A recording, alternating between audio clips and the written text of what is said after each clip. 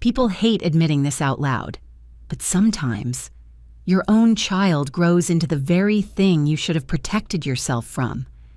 I learned that truth the day my son looked at me, not with confusion, not with angst, but with the cold confidence of a man who thought motherhood meant ownership. My name is Emily, and the moment I am about to tell you is the exact moment my life shattered. The grocery bags cut into my fingers as I walked toward the guest house. That was where they had put me, like an old piece of furniture that clashed with their new decor. This was the estate I bought with my late husband. He worked himself to the bone for this land. But now, my key did not fit the front door of the main house anymore. They had changed the locks without telling me. A car door slammed on the driveway. Then I heard a voice I had not heard in months. Emily. It was my brother, Michael. The only person left who still said my name like it meant something. I stopped moving. Shame can freeze you faster than fear. When he saw me walking from behind the house instead of coming through the front door, confusion clouded his face. Em, why are you coming from back there? His eyes lifted toward the mansion. And why aren't you staying in the main house? You bought that place with Robert, before my throat could form a lie. Another voice cut through the air. My son. Daniel was leaning against the porch railing, legs crossed, phone in hand. He sat there like disrespect was a throne he had earned. Then he said the words that broke me, loud enough for both of us to hear. That house belongs to my wife and her family now. If Mom comes near it, I will kick her out again. The world did not just heat up, it collapsed inward. Michael turned so sharp I heard his shoes grind against the pavement. His entire back stiffened, his hands curled into fists. He was getting angry for my sake, not his. Me, I just stood there, quiet. When you have been beaten down by your own flesh and blood, your body learns a dangerous kind of silence. You use it like armor because it is the only thing that does not break. Daniel did not even look up at first. The disrespect was casual. That is the worst kind. When he finally lifted his eyes, the entitlement in them could have leveled a weaker woman. Uncle Mike. Relax, he said, lowering his hand. Me and Jessica got this handling. Mom is fine back there. This is our home now. A man has to take responsibility. He said it like it was doctrine, like threatening your mother was a rite of passage. Michael took a step toward the porch. Just one. But his body held 20 years of restraint. I knew he was seconds away from losing it. Daniel. Michael barked, his voice sharp. Watch your mouth. Daniel smirked. I said what I said, right there, in the heat of a home where my husband planted roses with his own hands. The truth finally cracked open. I was not just living behind my own home, I was living beneath the delusion of my own son. Michael turned back to me slowly, carefully, like if he touched the moment wrong, it would shatter completely. His voice dropped, trembling with a mix of fury and heartbreak. Emily, what happened to you?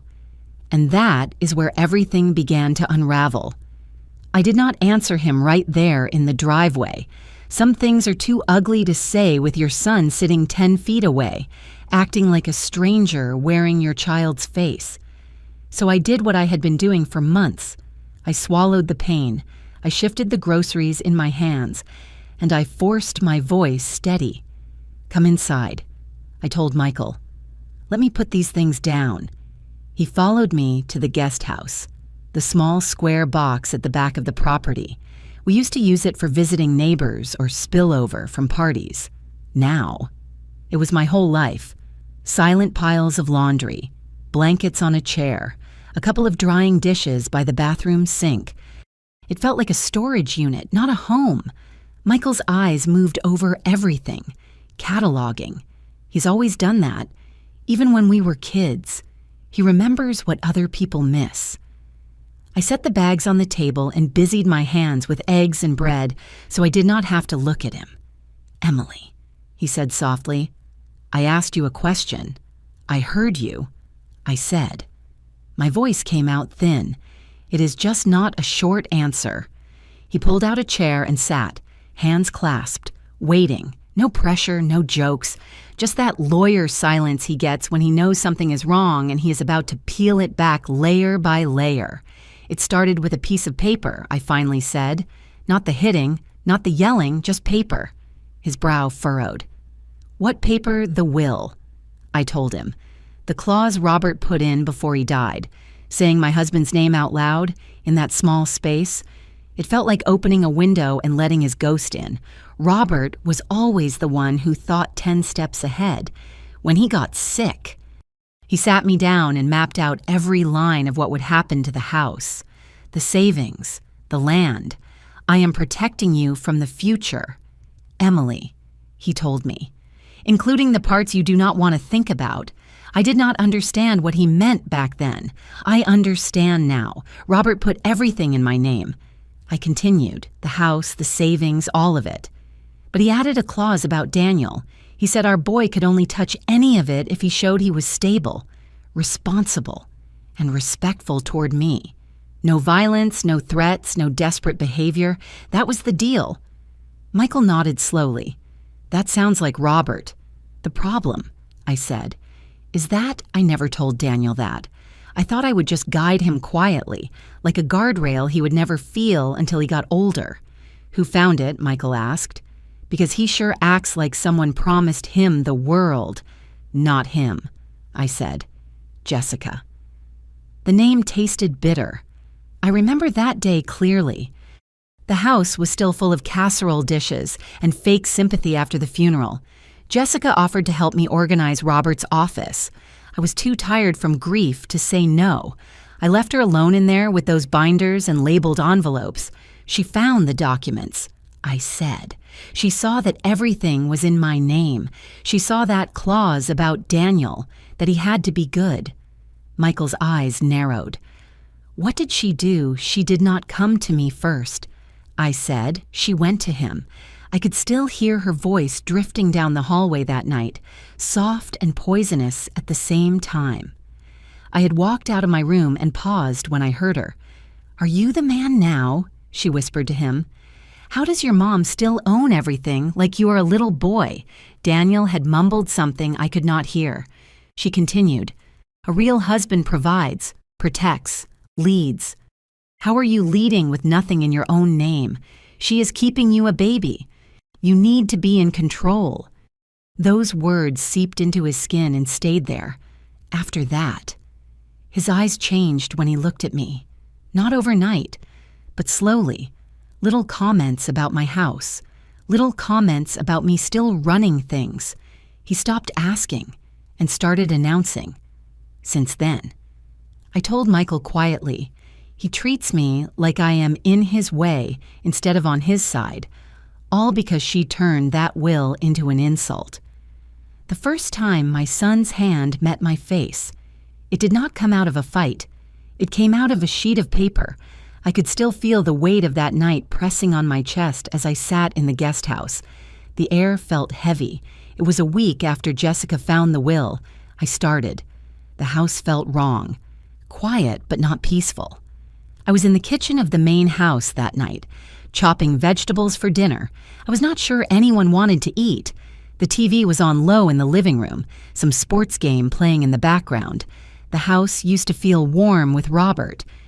That night, it felt like a hotel lobby, people passing through.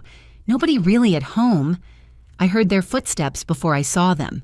Daniel and Jessica came in together. They moved like they had rehearsed it. He stood taller, chest puffed out, shoulders back. She stood half a step behind him, arms crossed, eyes big and watery, like she had already been crying or was planning to. "Mom," Daniel said, dropping a packet of papers on the counter. "We need to handle something." I wiped my hands on a towel, my heart picking up a strange, fast rhythm. "What is all this?" "Just a temporary property release form," he said, "so I can manage things better, taxes, insurance, all that. Jessica's people said it would make things easier. You are still here, but legally. I do the heavy lifting, like a man is supposed to. He said temporary, like he was doing me a favor. But the words did not match the tension in his jaw. Jessica stepped closer, her voice soft and shaky. Mama Emily, we are just trying to build, start businesses, make investments. We cannot do anything big with everything stuck in your name. It is slowing us down.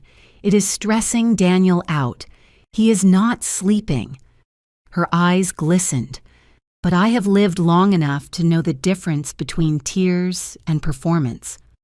Still, the tears make you doubt. They make you wonder if you are the villain. I picked up the papers. The words blurred a little.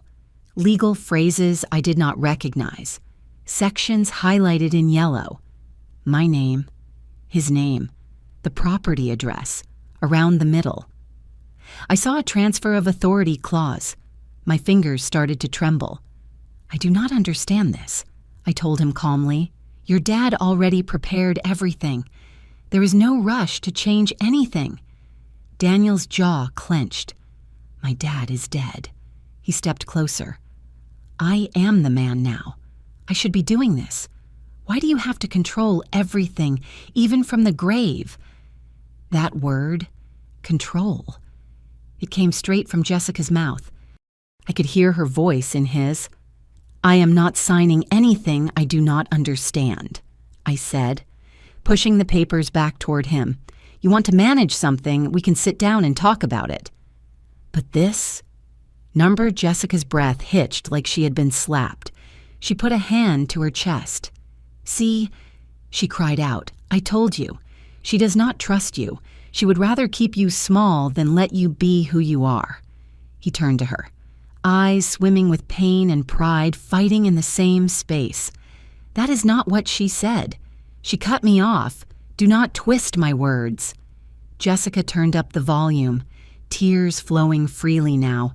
I am just trying to support my husband, she sobbed. We are drowning and you are standing on the shore hoarding the lifeboats. My head started to pound.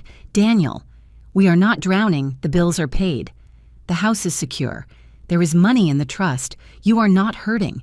You are impatient. His face went red. So you do not think I can lead my own family, he shouted. That is what you are saying. I am saying you do not have to rob your own mother to prove you are a man. I shot back. The room went silent. That single word, rob. It hung in the air like smoke. His hand moved before my mind could catch up. 1 second, he was standing there. The next, my face exploded in a hot white flash. The sound of the slap cracked through the kitchen. My head snapped to the side. My hand flew to my cheek by instinct. I tasted metal. There was no camera. No neighbor, no witness, just the three of us and the echo of his palm against my skin. Jessica gasped, but it was a small sound, like she was surprised he actually did it, not that he was capable of it. Daniel's chest heaved, eyes wide, like he was as shocked as I was by what his body had decided to do.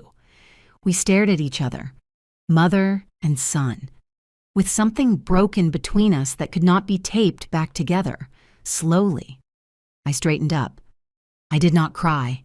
The tears got stuck somewhere deep behind my ribs. I dropped my hand from my face and looked right at him. I am not signing, I told him calmly. Not now, not ever. Back in the guest house. My voice faded. Michael had not moved the whole time I was talking. His knuckles were white from gripping the table edge.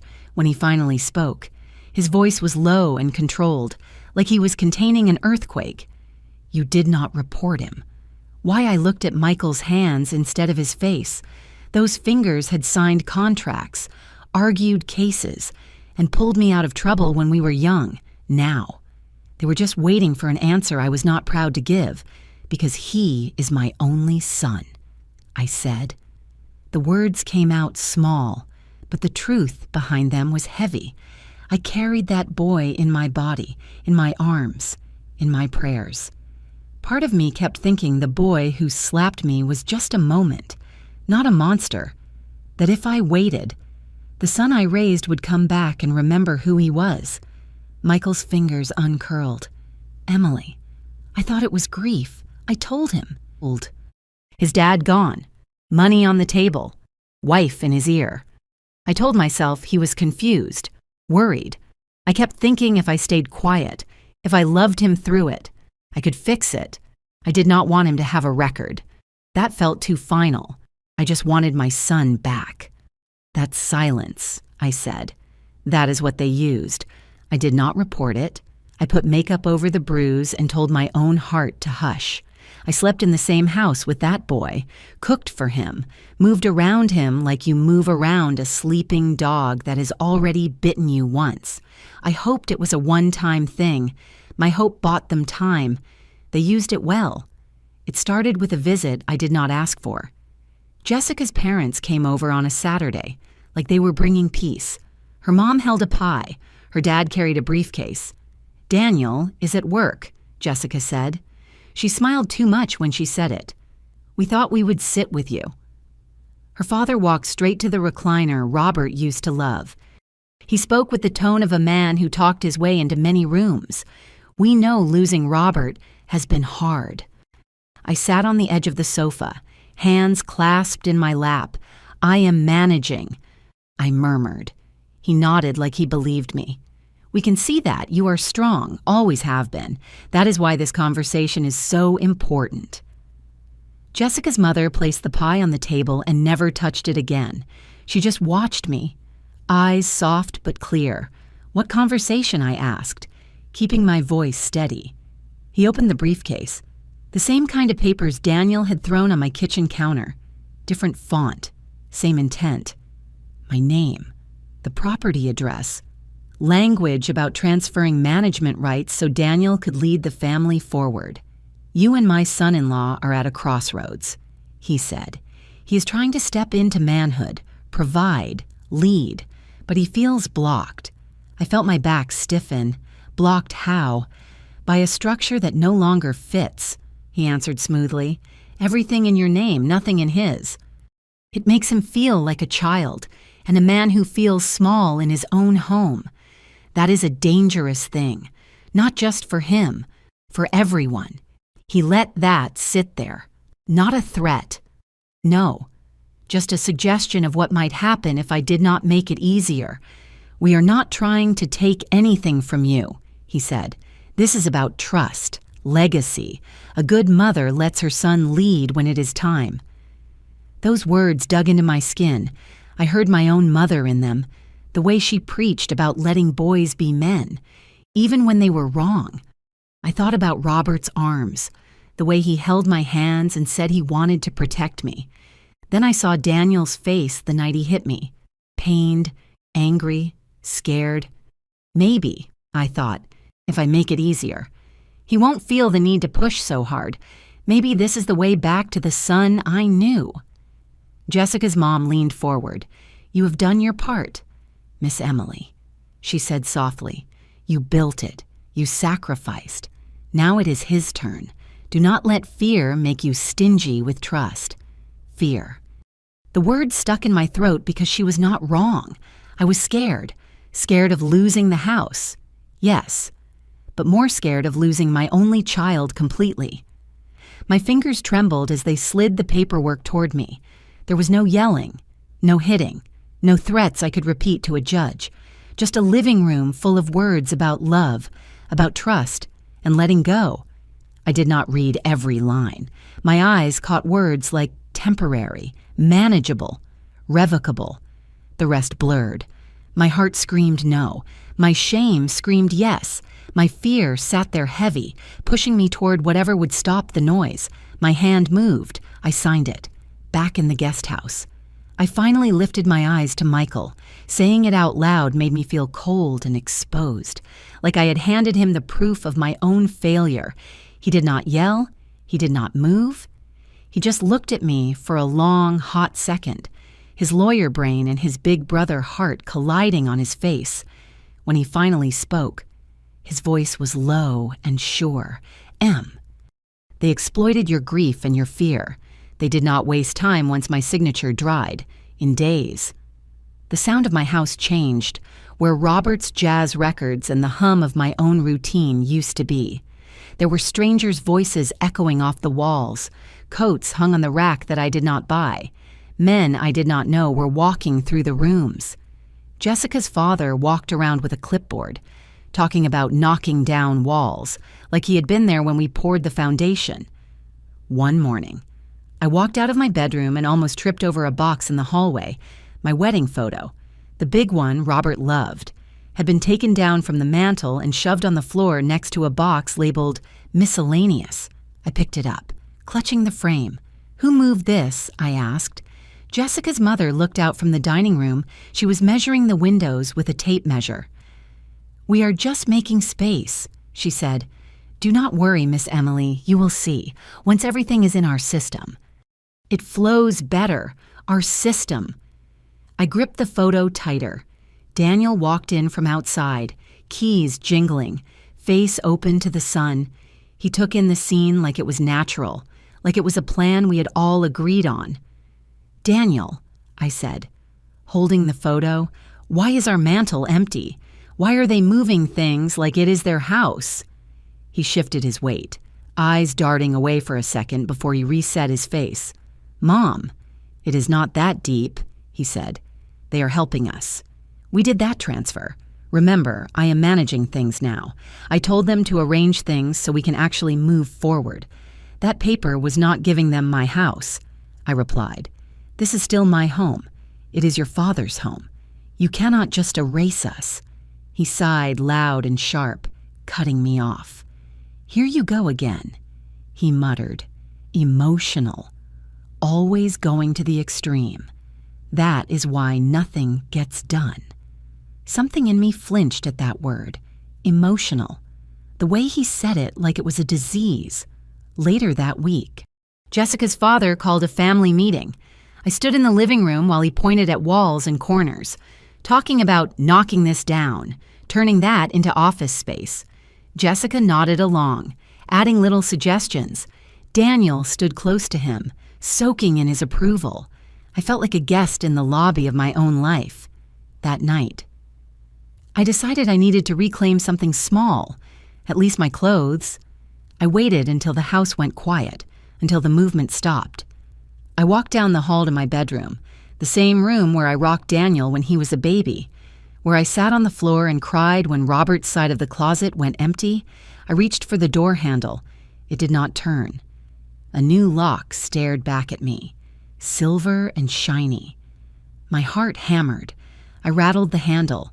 The door sat firm, colder on that side than it had ever been. Daniel's footsteps came up behind me. "Mom, what are you doing?" "I'm getting my clothes," I told him. "Open this door." He rubbed the back of his neck, eyes floating to the lock. "We changed it," he said. Finally. We needed somewhere to keep important documents and things without anything getting touched. My voice stayed calm, but something inside me snapped. That is my room, my bed, my sanctuary. "You are not locking out the woman who paid for the roof over your head," he shouted then, the sound loud and annoying. "You are too emotional to live in here right now." He said the words slowly, like explaining something basic to a child. "You keep fighting every decision, stressing Jessica, stressing me. It is not healthy. You should move to the guest house, just for a while. Give me space to breathe."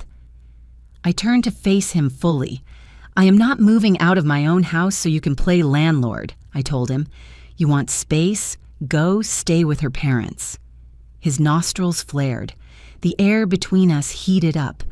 I reached for the knob again, ready to shoulder my way in if I had to. His hand shot out and closed around my forearm. His fingers dug into skin that was already bruised from the inside out. The grip was not a hit. It was worse. A controlled, measured squeeze that said, "I can hurt you more if I want to." Pain shot up my arm. I gasped, not just from the pressure, but from the shock that he would touch me like that a second time. "Daniel," I said through my teeth, face inches from mine. "Stop. Go to the guest house. Leave us be. Living here is not working anymore." His thumb pressed into a tender spot near my elbow, and I had to bite the inside of my cheek to keep from crying out. I pulled slowly, yanking my arm out of his grip like it was caught in a trap. I looked at my son, my only son, and I saw someone who had decided my place in his life could be shoved to the back of the property.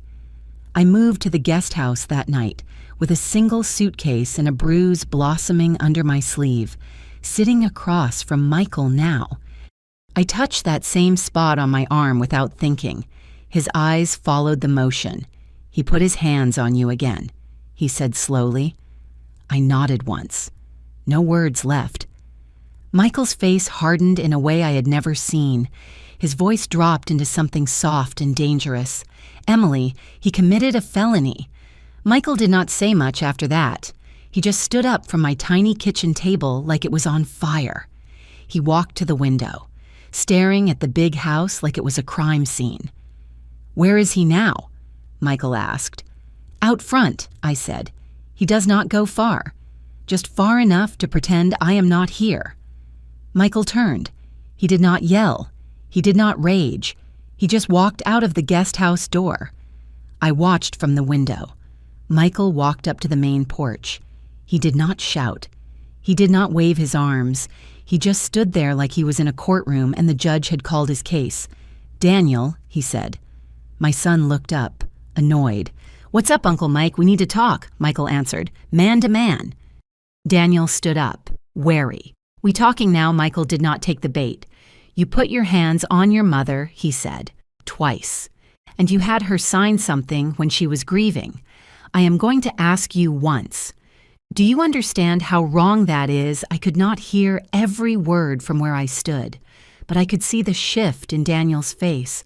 The casual look slipped for a second, then hardened into something else. Defense, pride, challenge. "You are not here," he said, his voice loud enough to reach me. "You do not get to tell me how to run my house." My house. There it was again. Michael's shoulders stayed relaxed, but I knew that posture. He was tightening on the inside. "It is not your house," he answered evenly. "You know that. Your father put it in your mother's name for a reason. Robert trusted you, but he trusted her more. And this is how you repay both of them." Daniel laughed once, sharp and humorless. "Robert is gone," he said. "He never called him Dad when he was trying to make a point. And that paper Mom signed says I am running things. You are a guest here, same as her." I flinched. Michael took a step closer to the stairs. "That paper is fraud," he said, "signed under pressure. After you had already hit her. If a court sees that, it won't go the way you think. You could lose more than this house, Daniel. You could lose your freedom."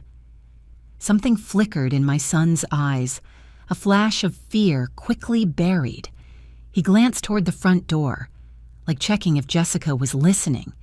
"You think you can just come in here and start throwing court words at me?" he snapped. "You've been gone for years. You do not know what me and my wife been dealing with. We trying to build something and Mom keeps stepping in like she is the only one who ever struggled." Michael shook his head slowly. "She is not stepping in," he said. "She is being pushed out." There is a difference. Daniel stood up now, closing the distance between them. "Listen," he said, voice low and dangerous. "Whatever problem you think you're going to create here, don't touch any paperwork. Open your mouth to anybody, and I will say, Mom attacked Jessica first. I will say she is unstable. Old folks snap all the time. Right. Who you think they gonna believe, the young couple trying to build, or the widow in the back house?" My hand flew to my chest. He had thought it through. He had a story ready. Michael's head tilted slightly, like he had just been handed evidence instead of a threat. "You would lie under oath?" he asked quietly. Daniel shrugged. "I will do what I have to do to protect my family. You do what you gotta do, Uncle Mike, but do not forget, you do not live here. You do not know nothing." The words hung between them like a rope pulled too tight. Michael did not argue. He stood there for a long beat, just looking at him. Then he turned and walked back toward my guest house. His face was blank in a way that scared me more than anger when he came inside. He closed the door gently and leaned his back against it, eyes shut for half a second. Then he looked at me. "What did he say?" I whispered, even though I already felt it in my bones. Michael's voice was steady, but there was something final in it now. "He is not confused, Em," he said. "He is calculated. He already has lies prepared. He is willing to throw you under the bus to keep what he thinks is his." My throat went dry. "So what do we do?" He did not hesitate this time. The softness was gone. Only steel remained. "You need to let me file charges." The words "file charges" settled over that little guest house like dust after a collapse. I sat there staring at Michael, my hands pressed flat against my thighs to stop them from shaking. He looked so sure, so clear, like the path was simple. Wrong was done. Law steps in, wrong gets corrected. On paper, that was true. In a mother's chest, it was different. "Michael." "No," I said finally. He blinked once. Slow. "No." He repeated. "After everything you just told me, if he goes to jail, I will lose him forever," I said, the words tumbling out faster than I could organize them. "You do not understand. That boy, he is all I have left of Robert. He is my only child. I cannot be the one to put my own son behind bars." Michael's mouth tightened. "He is the one putting himself there." He replied, "I am just reading the law." I heard him. But my mind had gone somewhere else entirely, back to another version of Daniel, smaller, softer, his head barely reaching Robert's waist. I saw them in the driveway the day Robert taught him how to ride a bike. Daniel's skinny legs shaking, Robert jogging behind him with one big hand on the seat. The way Daniel used to look back to make sure his daddy was there before he pushed forward. "Don't let go yet, Daddy," he called out, voice high and scared. "I am right here," Robert had said. "Keep pedaling, son. I got you." When Daniel wobbled and fell, he would run straight into my arms, tears and snot and little boy frustration all over my blouse. Robert had laughed, rubbed his head, told him falling was part of learning.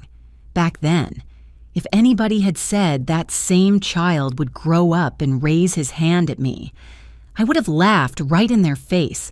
"He wasn't always like this," I murmured, more to myself than to Michael.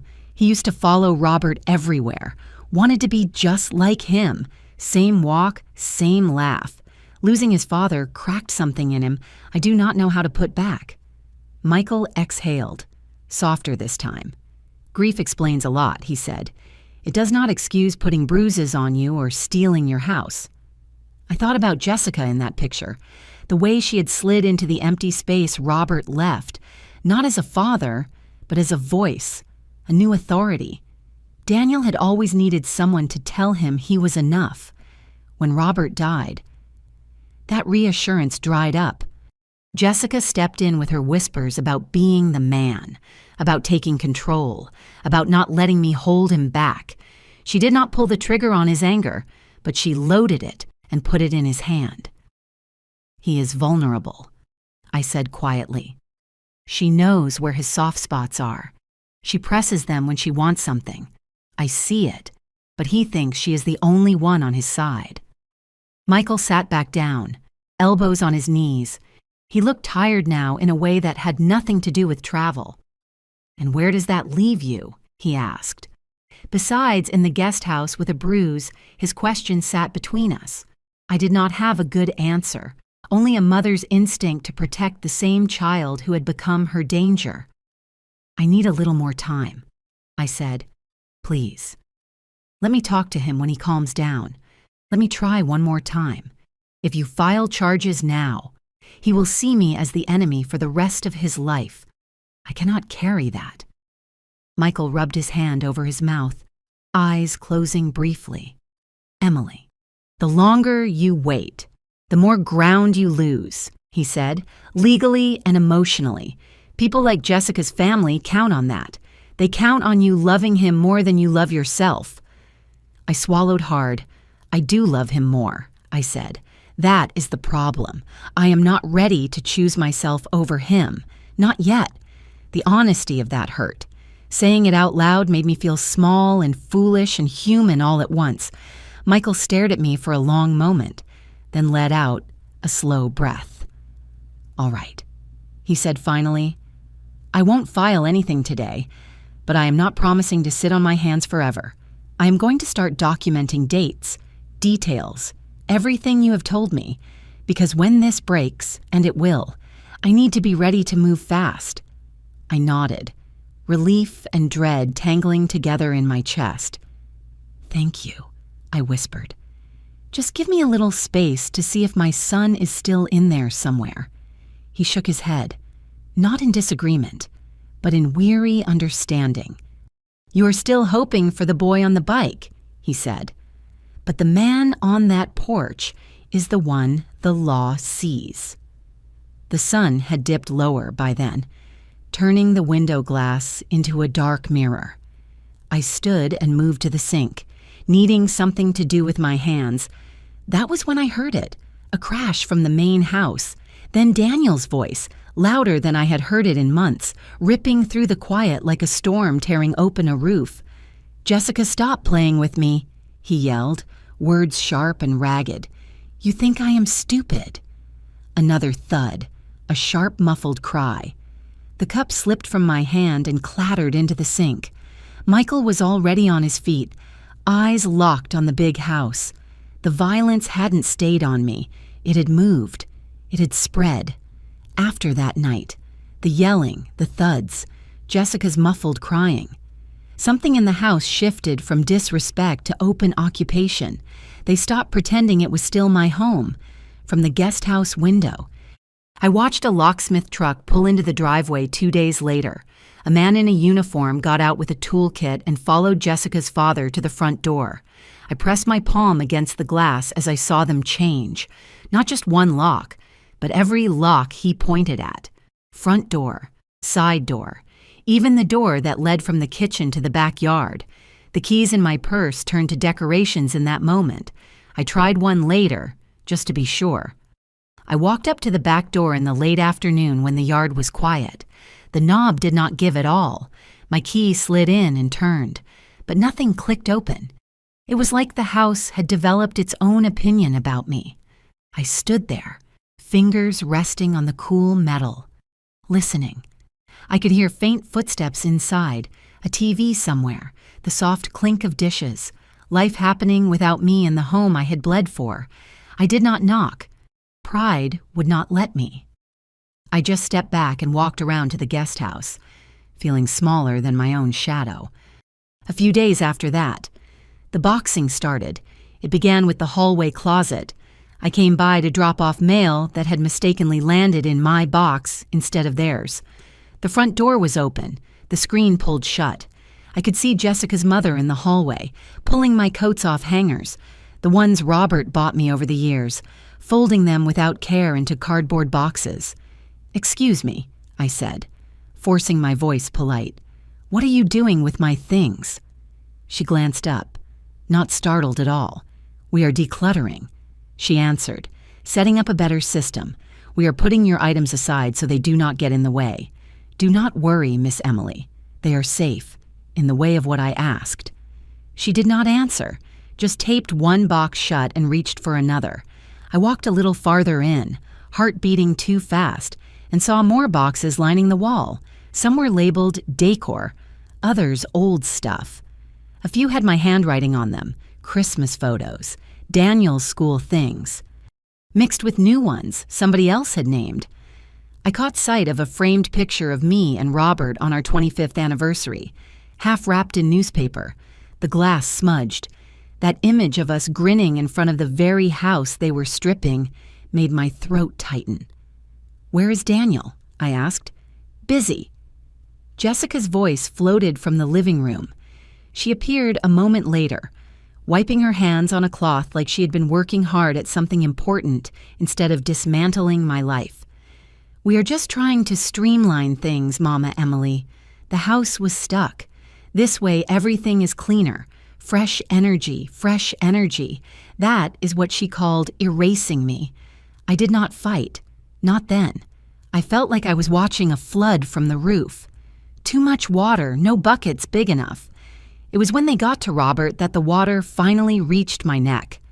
Michael had gone to town that morning to handle some work calls, leaving me with a pot of soup simmering slow in a quiet I could not settle into. I wandered toward the main house, drawn the way you walk back to a grave you have already visited. The front door was propped open again. I stepped just inside the threshold, not crossing too far, and there it was. The dining table covered in items pulled from Robert's study. His cufflinks, his old watch, a stack of papers, a box I recognized immediately, dark wood with a small brass latch, his military medals. Jessica's father was standing over the table, sorting things into piles. He picked up the box, flipped it open, glanced inside, then snapped it shut with a look that said it meant nothing to him. "We do not need all this old junk," he muttered to Jessica's mother. "Most of this can go. No use leaving dead weight around." Before I could stop myself, I was across the room. "Put that down," I said, voice shaking. They both turned, surprised to see me that far inside. "That is my husband's," I said, pointing at the box. "Those are his medals. You do not touch that." Jessica's father rolled his shoulders like he was loosening them after lifting something heavy. "These were in a drawer," he said. "Nobody mentioned them. We are cleaning out things that do not serve the new arrangement. Old symbols, old energy. Those are not symbols I snapped. That is his service. Years of his life in that box. Put it back where you found it." He hesitated, then shrugged, irritated. "We can keep them in storage if it matters that much," he said. "But they do not need to be front and center. We are building a new legacy now. New legacy." He turned toward a large trash bag at the corner of the room, and for one terrible second, I saw his hand tilt like he was going to drop the box in. He changed direction at the last moment, sliding it carelessly into a half-filled box labeled miscellaneous. The sound of it knocking against other things, pens, paper, some trinket, cracked something inside me. I saw in that tiny, careless gesture exactly where I stood in this new world they were building, an inconvenience to be pushed to the side. Same as Robert's memory, my knees gave out before my pride could catch me. I hit the edge of a chair and sank into it, breathing like someone had taken all the air out of the room. My chest burned, eyes blurring as I watched them keep sorting, keep stacking. Like my breaking did not matter. I do not remember standing back up. I just remember being in the doorway again, then stumbling across the yard, the house behind me alive with movement, my side of the property heavy with silence. Michael's car was pulling back in when I reached the guest house. He saw my face before I said a word and hurried over, his briefcase forgotten on the front seat. "Emily." "What happened?" he asked, reaching for my arm. I looked up at him, vision hot and watery, and for the first time since all this started, I did not try to soften anything. "File whatever you have to file," I whispered. They came for my son while the sky was still the color of old bruises. A hard knock rattled the guest house door just before dawn, the kind of knock that does not belong to family or neighbors. I sat up in bed, heart already racing before my brain caught up. Michael was sleeping on the pull-out couch, still half-dressed from the night before, case files spread out on the coffee table. He was on his feet before I could stand. "Stay here," he said, voice low but clear, through the thin curtains. I saw them, 2 patrol cars at the end of the driveway, headlights throwing long, accusing beams across the yard, another unmarked car behind them, uniforms, dark jackets, a woman officer near the front talking to someone I recognized from the station downtown, the man Michael had spent hours with the day before. He had done it. He had filed for domestic violence, elder abuse, and fraud, like he promised. somewhere between my whisper. File whatever you have to file. And this gray morning. My brother had turned my pain into paperwork with consequences. The officers moved with a quiet urgency up toward the main house. Boots scuffing the walkway. Michael stepped outside, met them halfway, shook hands, spoke in that clipped professional tone I knew from listening outside courtrooms. I could not hear the words, but I saw the nods, the exchange of a small stack of documents, the pointing toward the mansion. The house was still dark. Daniel never woke early if he could avoid it. Jessica liked slow mornings, coffee in bed, long scrolls on her phone. This kind of arrival belonged to another world, one they never believed would touch them. The lead officer walked up to the front door and knocked, firm and rhythmic. Another stood slightly behind, hand resting near his belt. A third moved off to the side, watching the yard, watching us. I stood in the open doorway of the guest house now, arms wrapped around myself. Bare feet on cool tile. I could feel my pulse in my throat. The porch light flicked on. After a moment, the door cracked open and Daniel appeared, squinting, shirtless, confusion still clinging to his face. "What is this?" he asked, voice thick with sleep. "Daniel Johnson," the officer said, reading from the paper in his hand. "Yeah," he answered slowly, straightening a little. "That is me." The officer's tone stayed calm, almost gentle. "We have orders to take you into custody," he said.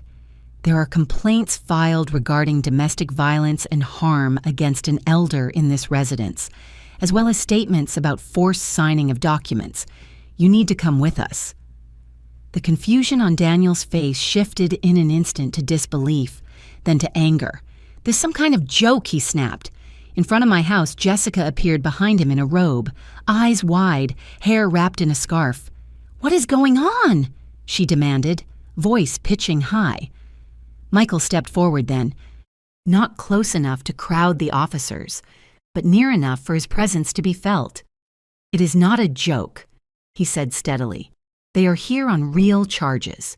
You have had more than enough time to choose another path." Daniel's gaze shot past the officers and landed on me at the guest house door. His eyes narrowed. He saw the way I was gripping the frame, the nightshirt, the fear. He put it together faster than I wanted him to. "You called them," he said, voice vibrating. I swallowed hard. "I told the truth," I said. "Your uncle handled the rest." The officer stepped closer. "Sir, you need to put on shoes and come with us peacefully," he said. "We can do this the easy way." Daniel's chest rose and fell like he had just run a long sprint. He looked at Jessica, at her wide, panicked eyes. She grabbed his arm. "Do something," she hissed. "You said you had this under control that lit something in him." He yanked his arm free. "You are not taking me nowhere," he barked. "This is my property. You all got no right to show up like this." One of the officers stepped onto the porch. "Sir, the property is not in your name," he said. "We are not here about that. We are here because of the physical harm and coercion described in the complaint. If you resist, additional charges can be added." The word complaint hung in the air. It had weight. It had my voice in it, my bruises, the story of those papers and that lock and that grip on my arm. Daniel shoved the officer's hand away when he reached for him. "Do not touch me," he snapped. "You cannot prove nothing in a blink." The calm shifted.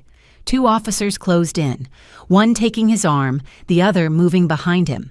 There was no beating, no dramatic struggle, just practiced motions, hands guiding his wrists behind his back, metal cuffs clicking into place.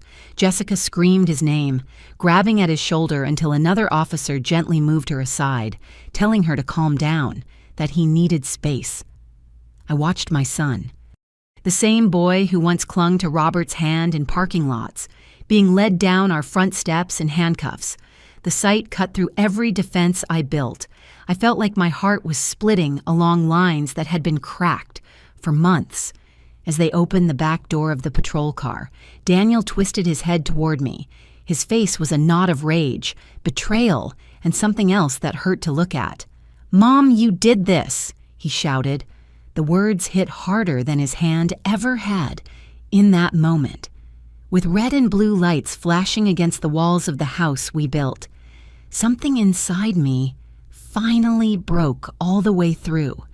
The first time I told the whole story out loud, it was not in my kitchen or my living room. It was in a cold courtroom with a judge looking down at me over glasses, and my son sitting at a table in a jail uniform that did nothing to make him look like a child again. "State your name for the record," the clerk said. My hands were already shaking before I reached the witness stand. I gripped the side as I sat, trying to keep my knees from knocking. "Emily Johnson," I answered. My voice sounded thin in the big room, but I kept going. I had come too far to turn back now. Michael stood a few feet away, legal pad in hand, suit pressed, expression calm but protective. He nodded at me once. A quiet go-ahead. "Miss Johnson," he began, "can you tell the court why we are here today?" I swallowed. The microphone picked up the soft scratch of my breath. "Because my son put his hands on me," I said, "and because he used that fear to force me to sign something I did not understand, so he could take over my house." The judge leaned forward slightly. She was a black woman, maybe a few years older than me, with tired eyes that had seen more bad days than good in that room. But when I said my son put his hands on me, something in her face tightened. "Take your time," Michael said. "Tell us what happened." Starting with the first time, so I did. I told them about the night in the kitchen, the stack of papers, the word temporary, the way his hand flew before his mind caught up. I did not dramatize it. I did not downplay it. I just laid it out piece by piece, like setting plates on a table. I told them about the second time, the new lock on my bedroom door, my reaching for the knob, his fingers clamping down on my forearm like a warning, how he told me I was too emotional to live in the home I had paid for, how I left that night with a suitcase instead of dignity. "How did that make you feel?" Michael asked softly. Humiliation rose in my throat again, like I had been evicted from my own life. I said, like being his mother had been reclassified as a problem he needed to move out of the way. I saw the judge's jaw shift at that, just a little. Then came the part that burned the most. I told them how Jessica's parents sat me down, wrapped guilt in pretty words, told me a good mother lets her son lead, how they slid the pen toward me while my heart screamed no, and my fear whispered yes, how I signed not because I agreed, but because I was tired and scared and still believed love might bring my boy back. "Did you understand that the paper would be used to treat the house as if it no longer belonged to you?" Michael asked. "No," I said firmly. "If I had, we would not be sitting here." He nodded and stepped back for a moment. The prosecutor took over briefly, asking a few clarifying questions. Then it was the defense's turn. Jessica had her own lawyer. She sat a few chairs away from Daniel, her hair done, face made up like she was attending a brunch, not a hearing. When she took the stand, her eyes filled on cue. "I love my mother-in-law," she said. "We have just been under pressure, money issues, miscommunication.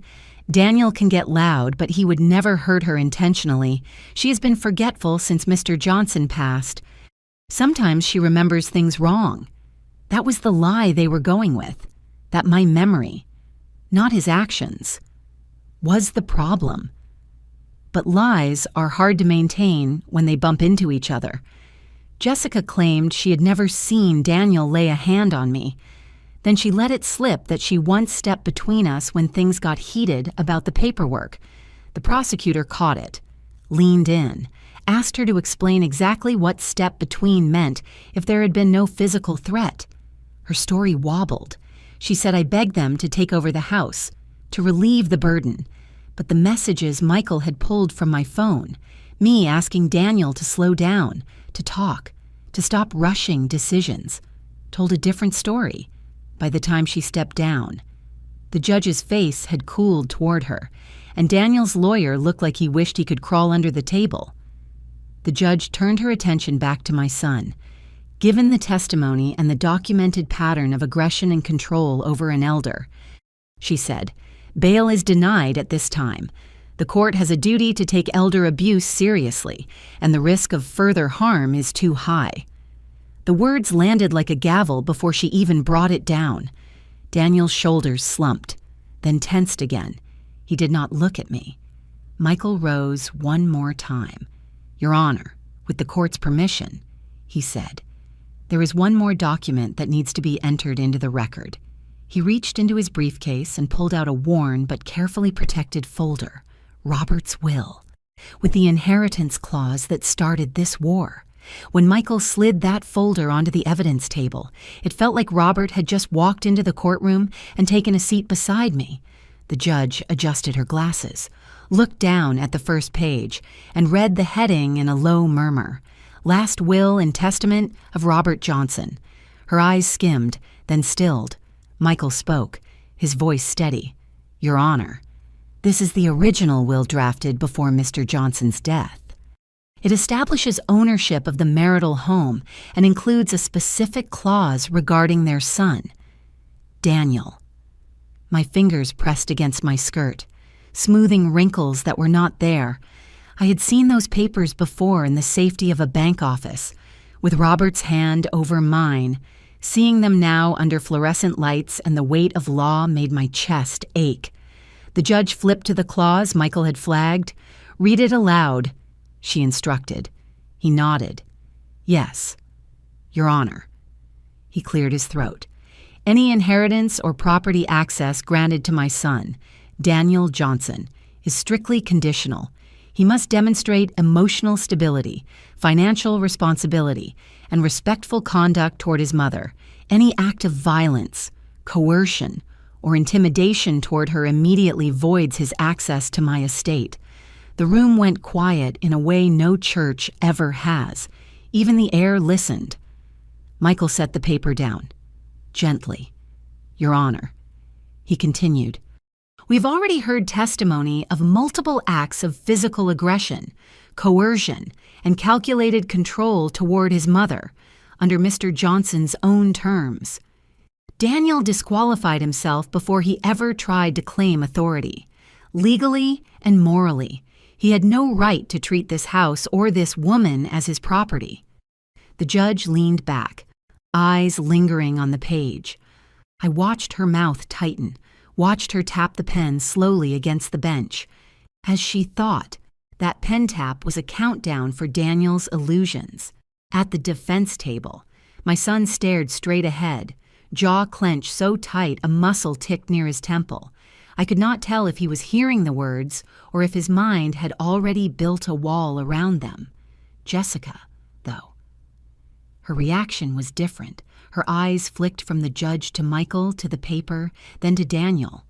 Her face shifted in tiny telling ways, first confusion, then realization, then the kind of anger that does not come from love, but from watching an investment go bad.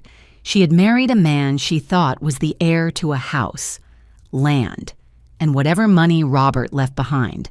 Now, in a few sentences, she was learning he never had guaranteed access to any of it. Every dollar, every brick depended on how he treated me, and he had already failed that test. Miss Johnson, the judge said, turning her attention back to me, did your son know about this clause?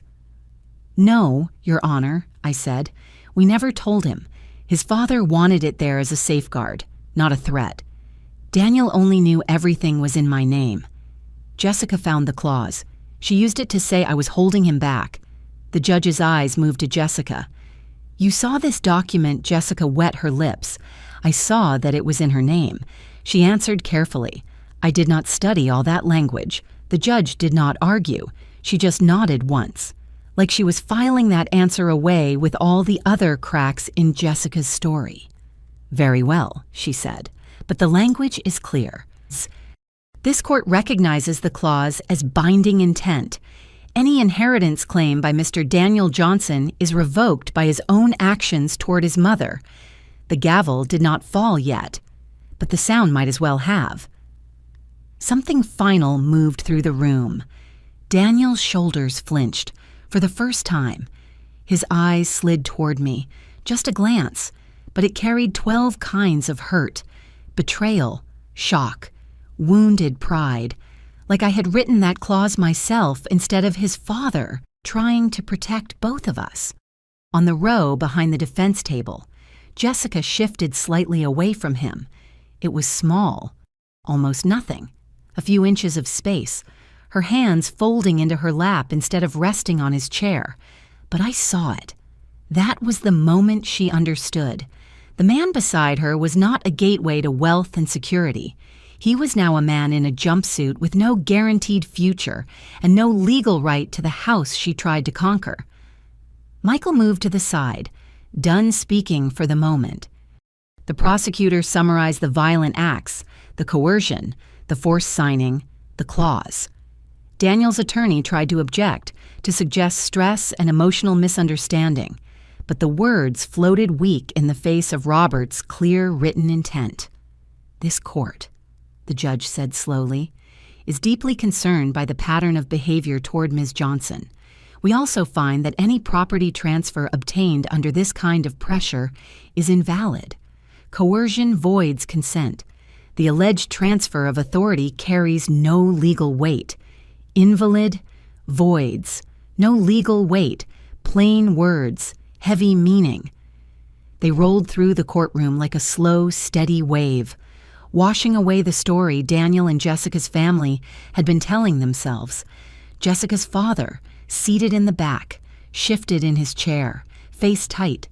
The empire he thought he had built with a pen and a soft voice was starting to crumble under a woman with a robe and a gavel.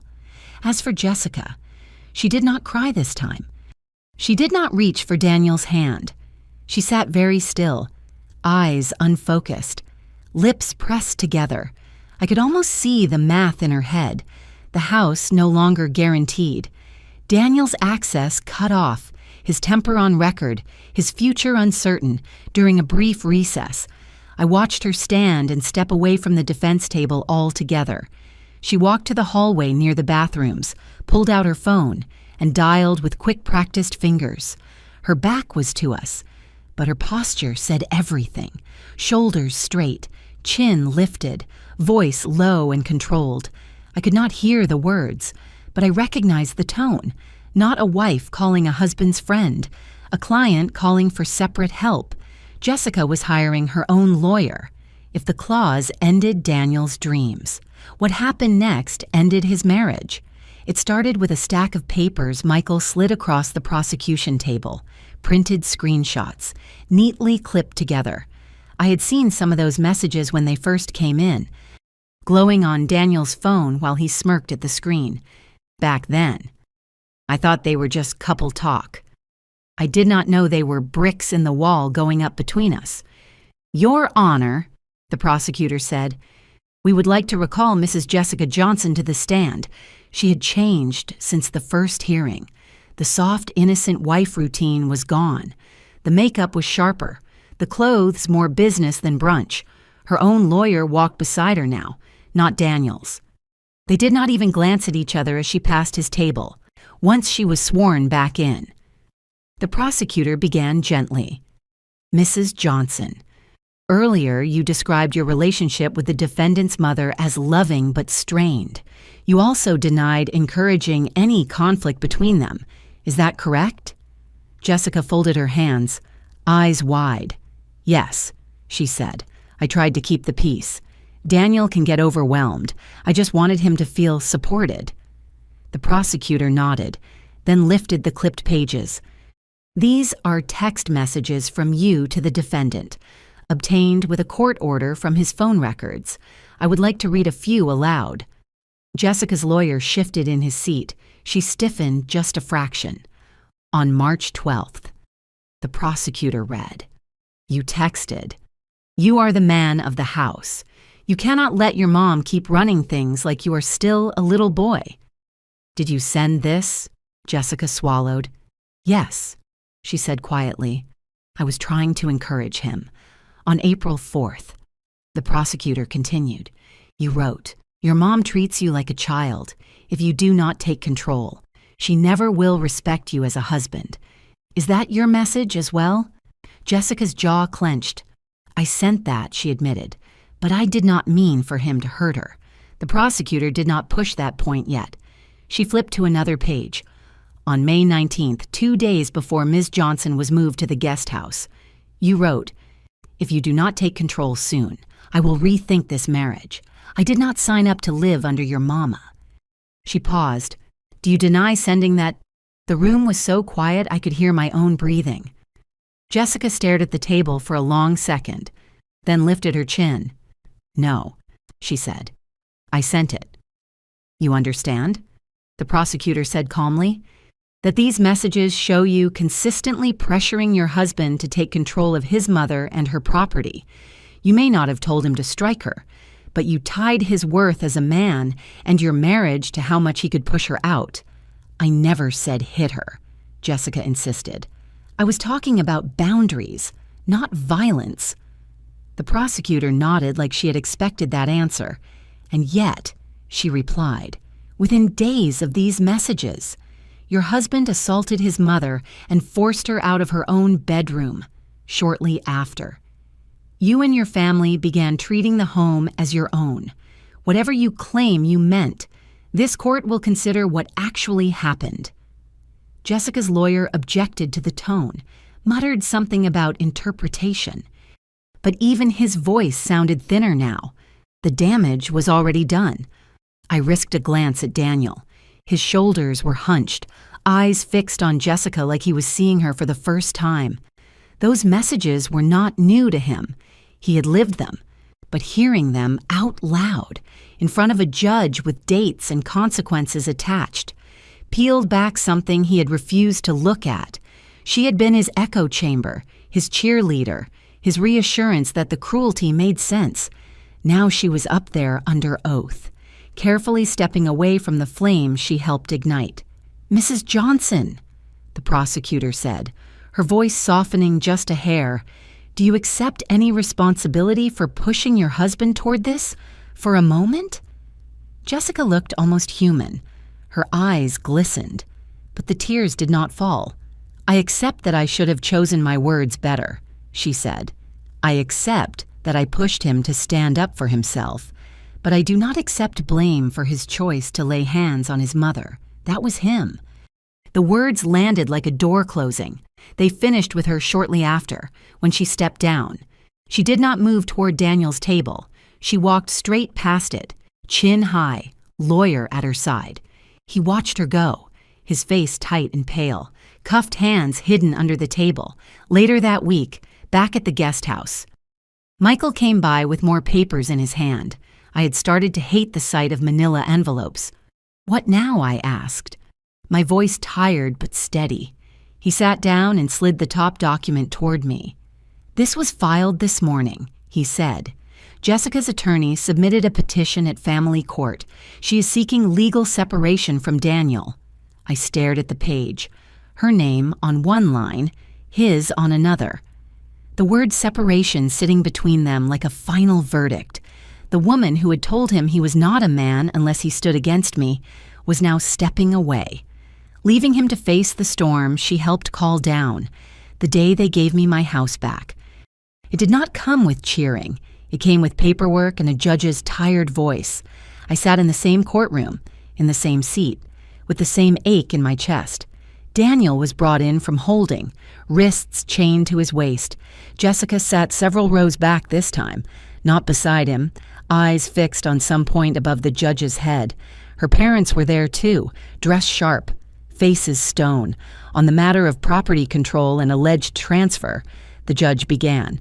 This court has reviewed the will, the contested document, and testimony regarding the circumstances under which Ms. Johnson signed. I went still. That one paper, my shaking signature on a day I barely remember wanting to be awake, had turned my life upside down. The court finds, she continued, that the signature was obtained under significant emotional pressure and in the shadow of ongoing physical intimidation. Michael did not move, but I felt him focus beside me. Coercion voids consent, the judge said clearly. The transfer document presented by the defense is invalid and unenforceable. Legal ownership of the Johnson residence remains solely with Ms. Emily Johnson. The words did not rush in. They settled slowly, like rain after a long drought. Mansion ownership restored. The house had always been mine on paper. Today, it became mine out loud, behind me. I heard Jessica's mother inhale sharply, a sound like someone had slammed a door in her face. Her father's jaw clenched. No outburst, no scene, just silent fury. The judge was not finished. Furthermore, she added, given the pattern of manipulation and the involvement of non-owners in attempting to restructure the household without Ms. Johnson's informed consent, this court orders that all individuals other than Ms. Johnson must vacate the premises within 48 hours. Vacate. 48 hours. She looked toward the prosecutor. Law enforcement will supervise compliance, she said. We will not tolerate further intimidation or delay. When the gavel finally fell, it was almost gentle. People started to rise. Benches creaked, papers rustled, shoes shuffled toward the aisle. I stayed seated, hands curled around the edge of the pew. It took a second for my body to remember how to stand. Michael touched my elbow. Come on, Em, he murmured. You need some air. We stepped outside into the brightness. The sun felt different on my face, not softer, just honest. No pretense. So that is it, I asked quietly. They really have to leave, yes, Michael said. They can appeal if they want, but that won't stop the vacate order. 48 hours, with officers there. They cannot claim confusion. I nodded, more to myself than to him. 48 hours, and the house would be empty of everyone except the woman who had once filled it with hope. They scheduled the supervised move out for the next afternoon.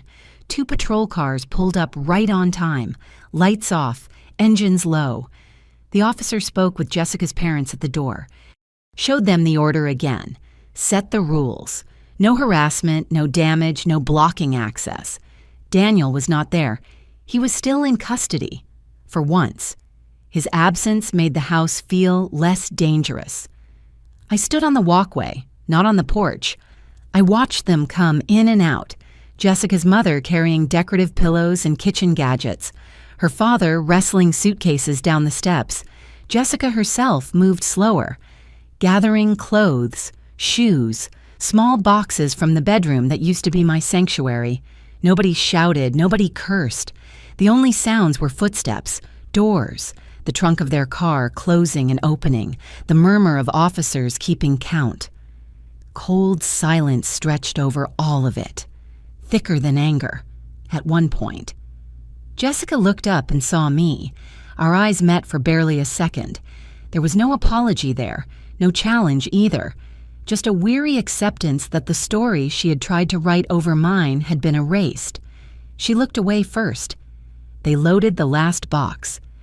An officer walked through the house one final time, checking rooms, making sure nothing had been accidentally left behind to maintain control. When he came back out, he nodded to me. "Property is clear, ma'am," he said. "From this point on, it is yours alone, yours alone."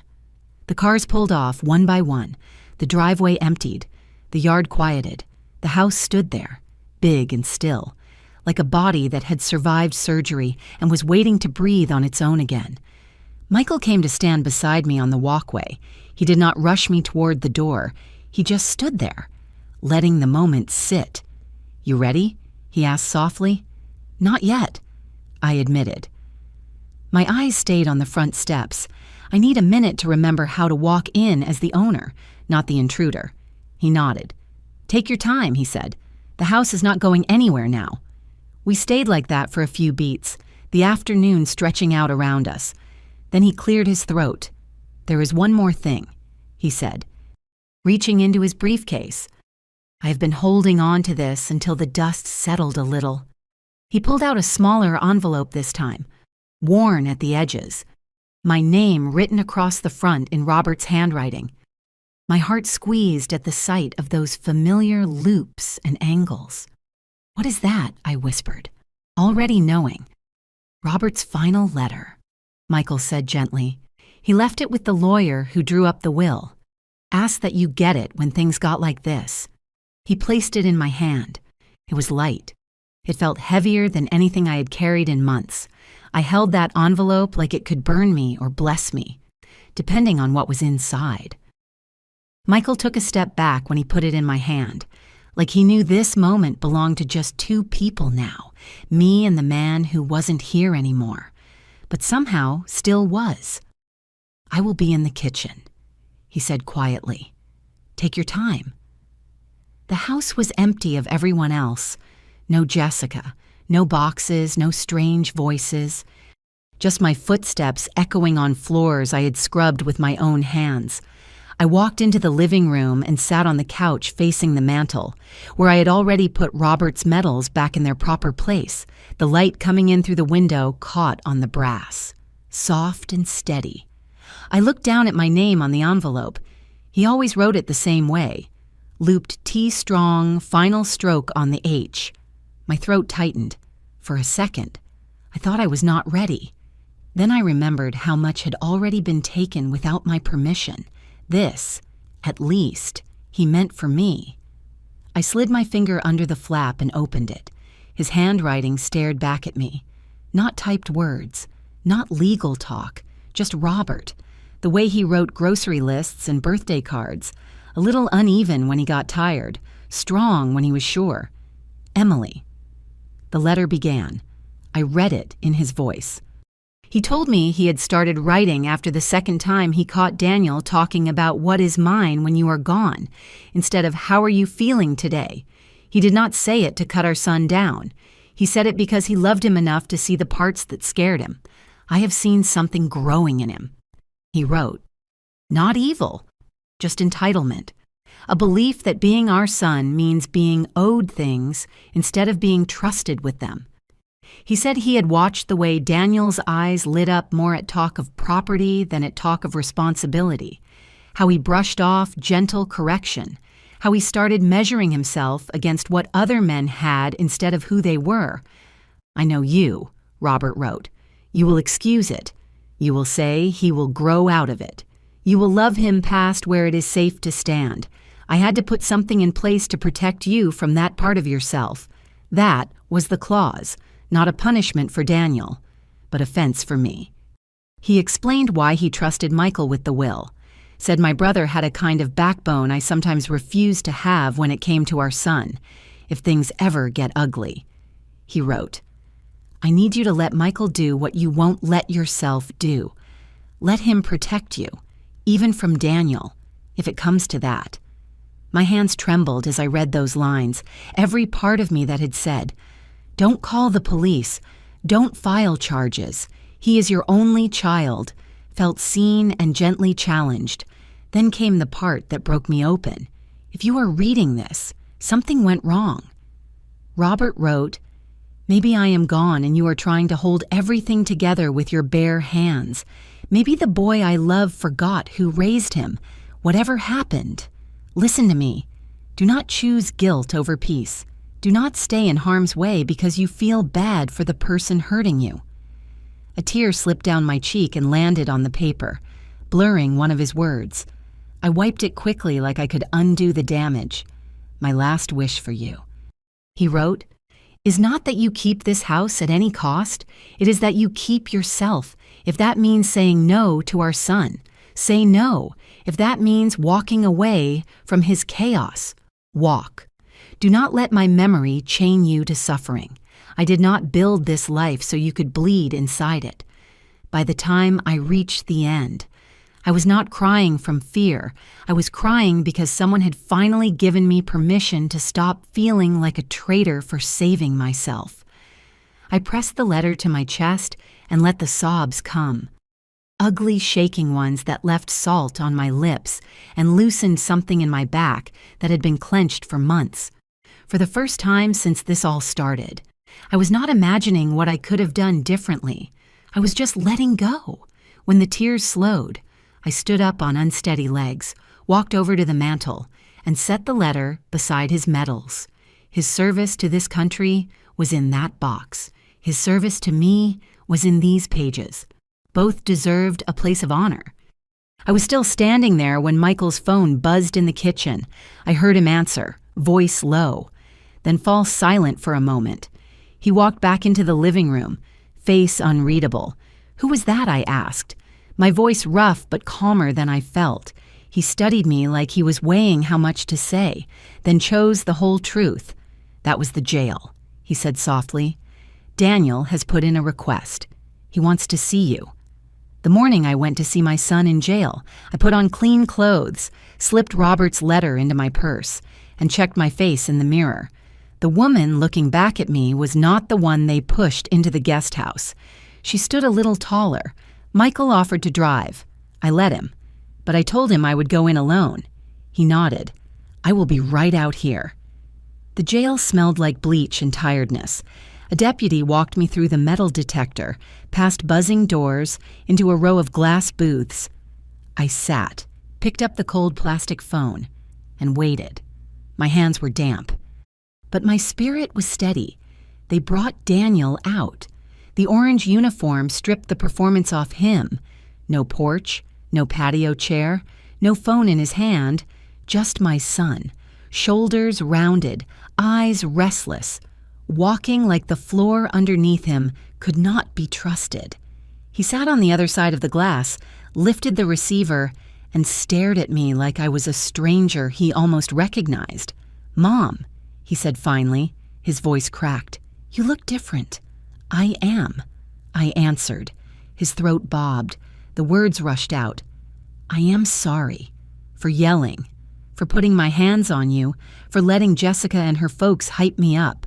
I was mad at Dad for dying, mad at you for having everything in your name. I felt small. I did not know how to handle it. I messed up. Some of it was clean apology. Some of it was still leaning on feelings instead of choices. I let it sit. For the first time in his life. I did not hurry in to mop up his guilt. When I stayed quiet, he shifted in his chair. "I know you probably hate me," he muttered. "Jessica gone. Her parents acting like they do not know me. I lost the house. I lost you. I ain't got nobody left." "You are not completely alone," I said. "You have got God if you want him. You have got time. You have got chances." I let my voice sharpen just a little. "But you do not have the right to my body or my house anymore. Not like that. That part is over." He flinched. "So that is it, you done with me?" Once that question would have broken me wide open. Now I could feel Robert's words in my chest. "Do not choose guilt over peace, holding me upright. I will always be your mother," I said slowly, "but I will never be your victim again." He closed his eyes like the sentence hit bone. A tear slid down his cheek. "Mom, I do not know how to fix this," he whispered. "That is not a quick thing," I told him. "That is years, with truth, with help, with you deciding you are done being the man who put his mama out of her own house." I took a breath. "I forgive you enough not to stand where you can hit me again.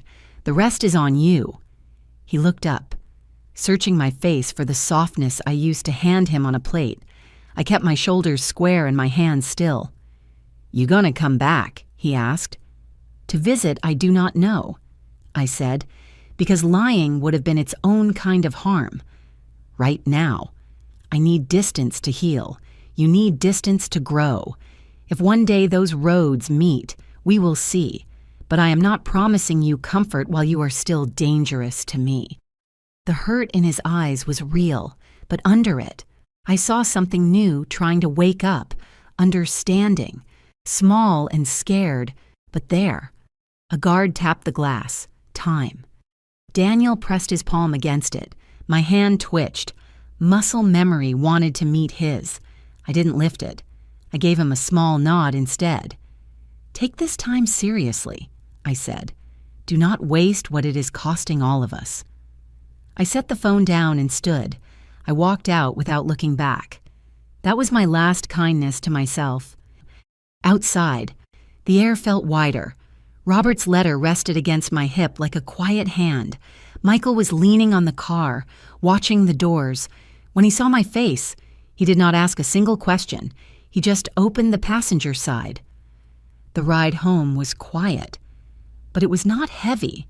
It felt like driving out of a storm. You finally decided to leave. We pulled into the driveway, my driveway. Michael squeezed my hand once. "You got it from here," he said. I stepped out and walked up the path I had once taken with my head down. Today my back was straight. No strange cars, no extra voices, just my house, waiting. I stood at the front door, pulled my key from my pocket and slid it into the lock. The turn was smooth. The click sounded like a soft yes. Then I opened the door and stepped into my mansion alone. No husband, no son beside me, but with my dignity, my power, and my peace finally restored.